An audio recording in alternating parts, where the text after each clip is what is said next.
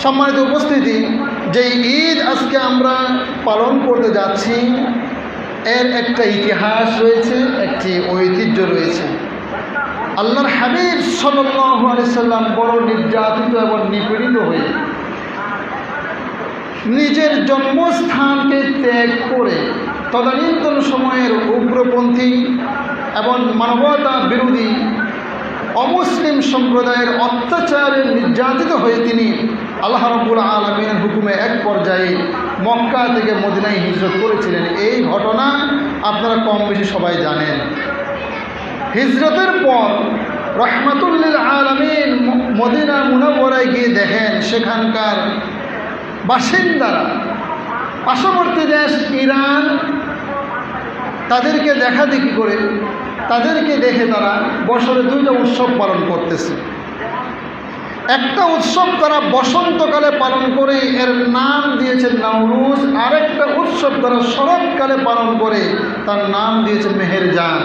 এগুলো ঐতিহাসিকভাবে প্রমাণিত। নওমুসলিম সাহাবীরাও তাদের সাথে সেই উৎসব পালনে গা ভাসিয়ে দিলেন, কারণ তারা নিজেদের স্বকীয়তা, মুসলমানদের আলাদা যে একটা স্বকীয়তা রয়েছে, আমাদের আলাদা কৃষ্টি, কালচার, তেহজিব, তামাদ্দুন রয়েছে, আমাদের আলাদা ফ্যাশন রয়েছে, এটা এখনও তারা ওভাবে ক্যাচ করতে পারে নাই।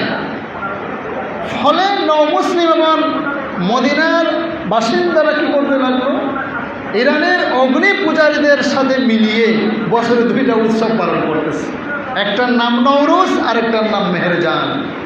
আল্লাহ রাসূল সাল্লাল্লাহু আলাইহি ওয়াসাল্লাম এই দুইটা উৎসব যখন দেখলেন, তাদেরকে জিজ্ঞাসা করলেন যে তোমরা এটা কিসের উৎসব পালন করছো?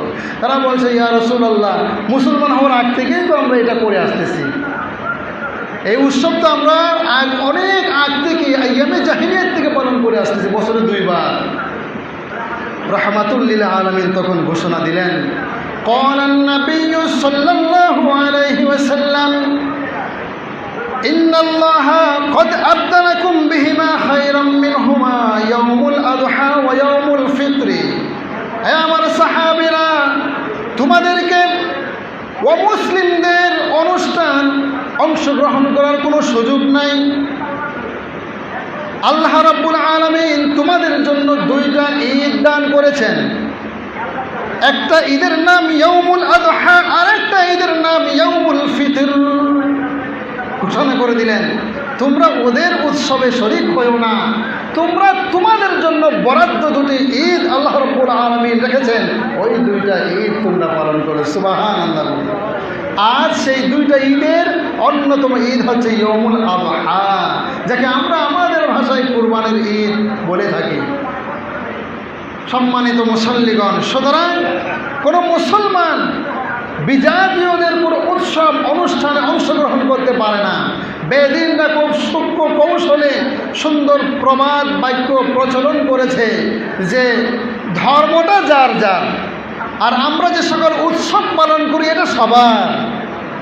এই বার্তা এবং এই মেসেজটি সম্পূর্ণ কুফরি একটি মতবাদ। কোনো মুসলমান এই বার্তাকে, এই বক্তব্যকে সমর্থন করতে পারে না যে ধর্মটা যার যার, উৎসবটা সবার। বেদিনরা তাদের উৎসবগুলো যখন পালন করে, মুসলমান সরল মনা মুসলমানদেরকে সেখানে ইনভাইট করার জন্য এরকম একটি প্রবাদ বাক্য তারা প্রচলন করেছে যে আসো, আমাদের উৎসবেও তোমরা আসো। অথচ আপনাদের সামনে আমি যে হাদিস পাঠ করলাম, রাসূল বলেন, ইন্নাল্লাহা ক্বাদ আবদালাকুম বিহিমা খায়রান।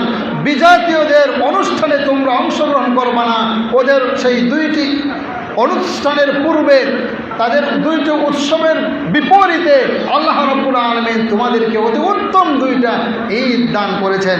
একটা হচ্ছে ঈদুল আযহা, আর একটা হচ্ছে ঈদুল ফিতর। কিছুক্ষণের জন্য যদি বিজাতীয়দের এই বক্তব্যটাকে আমরা মানি যে ঠিক আছে, এই ধর্ম যার যার, উৎসব সবার, এটা যদি হয়, তো আমরা যে কুরবানির ঈদে কুরবানি করছি, তো তোমরাও আসো, গরুকে জবাহের কার্যক্রমে অংশগ্রহণ করো, তারপর আমাদের সাথে বসে একই টেবিলে গোশত খাও। আমরা এতটুকু এরকম কার্পণ্যতা করব না, এতটুকু আমরা কৃপণতা করতে যাব না যে তোমাদেরকে গোশত খাওয়াবো না। আসো, তোমরাও আসো। তোমাদেরকে গরুগুজ দিয়ে আমরা মেহমানদারি করাই, অসুবিধা কি? তো তারা কি কখনো আসবে বলেন? এদেশের যতগুলো সনাতন ধর্মাবলম্বী লোক রয়েছে এরা কেউ কি আসবে? হিন্দু সম্প্রদায়ের লোকেরা কি আসবে আমাদের এই উৎসবে? তারা কিন্তু আসবে না। এটাকেই বলে যে ডবল স্ট্যান্ডার্ড। নিজেদের বেলায় ঠিক আছে, ধর্ম যার যার, উৎসব সবার, এই কথা বলে সরল মনা মুসলমানদেরকে, ঈমানকে তারা হরণ করছে। আর বিপরীতে আমাদের উৎসবের বেলায় তারা চুপ থাকে যে না, তোমাদের উৎসবের বেলায় ধর্মটা যার যার, উৎসবটাও তারই থাকবে, উৎসবটা সবার না। তোমাদের কুরবানি তোমাদেরই, আমাদের না। কথা বলতে হবে ঠিক কিনা?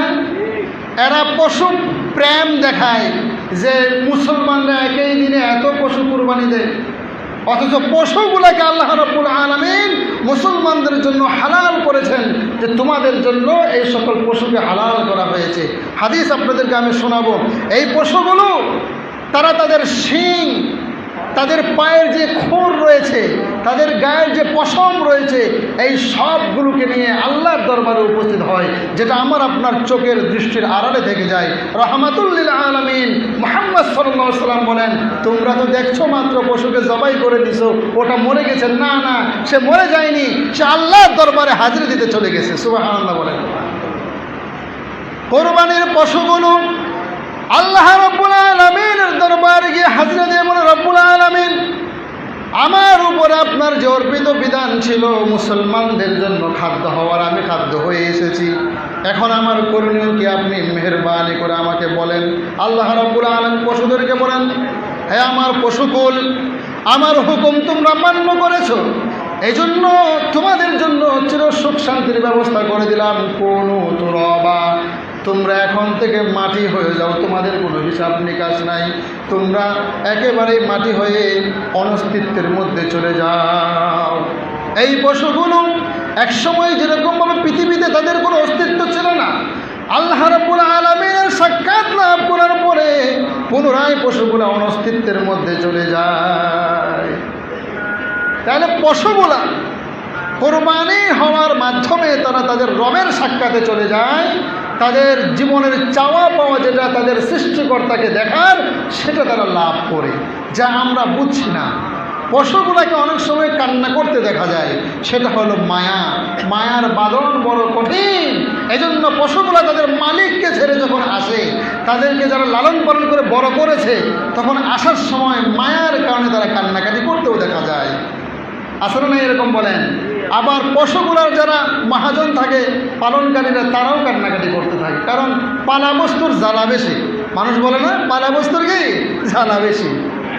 আমি আপনাদেরকে বোঝাতে চাচ্ছিলাম, পশু কোরবানির মাধ্যমে পশুদের সাথে অমানবিক আচরণ করা হচ্ছে না, বরং পশুদের জন্য আল্লাহ রাব্বুল আলামিনের যে নির্ধারিত বিধান ছিল, পশুরা সেটাকেই তারা পালন করছে।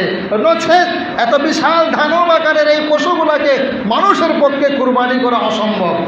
এগুলো এক একটা লাথি মেরে মানুষকে 10 হাত দূরে ফেলে দিত। কথা বলতে হবে ঠিক কিনা? পশুগুলা কত সুন্দরভাবে তারা মানুষের সামনে সারেন্ডার হয়, তাদেরকে সুন্দরভাবে জবাই করা যায়। এই জন্য খুব সাবধান হতে হবে।